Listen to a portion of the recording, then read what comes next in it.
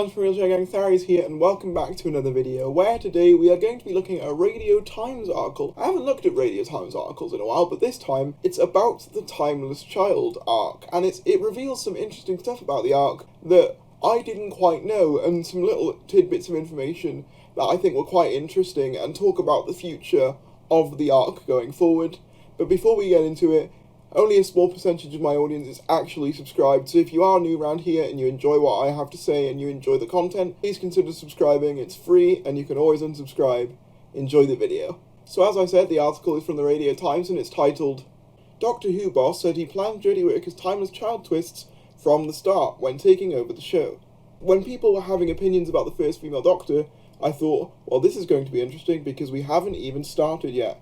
Chris Chibnall exclusively told us. It's written by Hugh Fullerton and it begins, The Timeless Children was a pretty massive Doctor Who finale back in March, changing everything we thought we knew about the BBC sci-fi series, and Jodie Whittaker's Doctor in a series of twists that revealed the Doctor's secret series of past lives and her central role in creating the Time Lords. Gradually teased over the course of Whittaker's run as the 13th Doctor, it took a while for the Timeless Child storyline to come to fruition, and behind the scenes, it was in the works for even longer.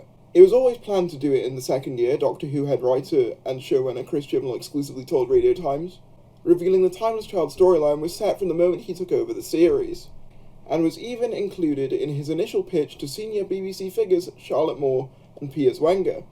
I knew from the start, Chibnall said, it was part of what I talked to Charlotte and Piers about, just opening up the mythology to more stories. The purpose was to bring more narrative opportunity and to be able to go places that were shut off before now. That's the big thing, really. In fact, Chibnall revealed the Timeless Child storyline was planned before Jodie Whittaker was even announced as the 13th Doctor. To see how exactly the Timeless Child story continues, Chibnall told us that we'll have to wait longer to see how it plays out, despite it being briefly touched on in the upcoming festive special. So that confirms that it will be talked about in Revolution of the Daleks. And overall, it sounds like this arc is only just beginning. But now we know it actually began a long time ago, we have to wonder what other secrets has Chibnall been keeping from us all this time. What big twists will await us in the next full Doctor Who series? Somehow we just know it'll feel like a long wait until we find out. Okay, so I find this quite interesting for a number of reasons. The first being that we will actually get a reference to the events of the Timeless Child storyline within Revolution of the Daleks. That's something that I was wondering whether they were going to bring up.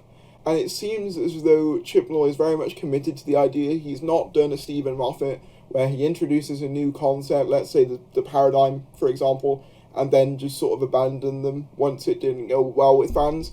I'm going to be honest, as it currently stands, I really don't like the Timeless Child arc, mainly because I feel as though it makes the Doctor too important. I've got an entire video essay about that if you want to go check that out. But another thing I find interesting is that he said that his purpose behind it was to open up more of the lore. So to me, that doesn't seem like the sort of sentence that would indicate that he's going back on any of this. Why would you say that you want to open up all the lore and then close it again? I don't think... Why don't we stop and have a nice little chat while I tell you all my plans and you can work out a way to stop me? I don't think... We're going to be getting a Timeless Child retcon anytime soon, having read this. And it's a weird one, because, like, on the one hand, I kind of get what he's going for. He wants to explore, like, maybe like prequel stuff and whatever, but at the same time I feel like there are ways and means of doing that without making the Doctor the centre of the entire franchise. The child is you.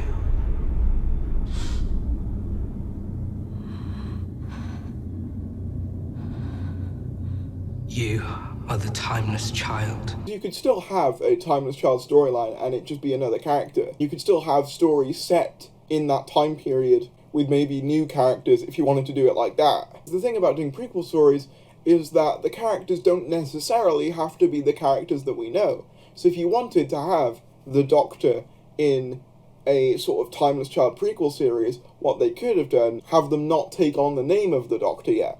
Kind of similar to how Gotham has like a young Bruce Wayne kind of thing. But that's just my opinion on the arc. I'm glad in a way that it's not just going to be completely retconned, because it always feels incredibly jarring where you have a very clear vision and then it just gets completely changed in the other direction the following series. So I'm glad that's not happening, but at the same time, it doesn't look like it's going to be changed anytime soon. So if you see anywhere saying, oh, it's going to be a retcon and, you know, it's all going to be reversed, it's not looking likely. I mean, Chibnall seems pretty adamant that this is what he wants to do with the show. He wanted to do it from the start, and he will he will do his thing, and at the end of the day, I don't like it, but I do recognise that there are people out there who do, and more power to those people.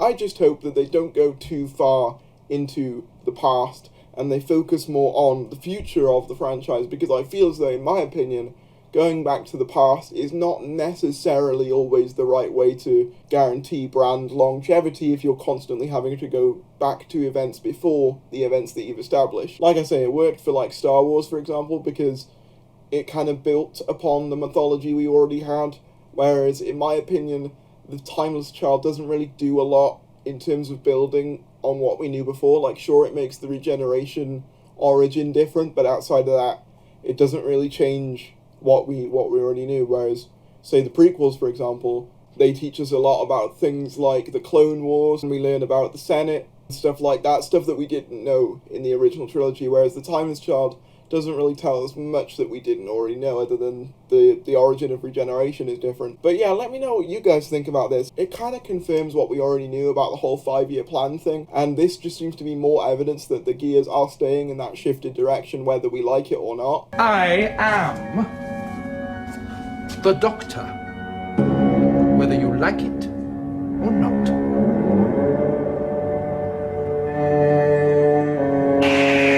But let me know what you guys think about this article, comment down below your thoughts, and subscribe if you're new. Thank you for watching, and I will see you later.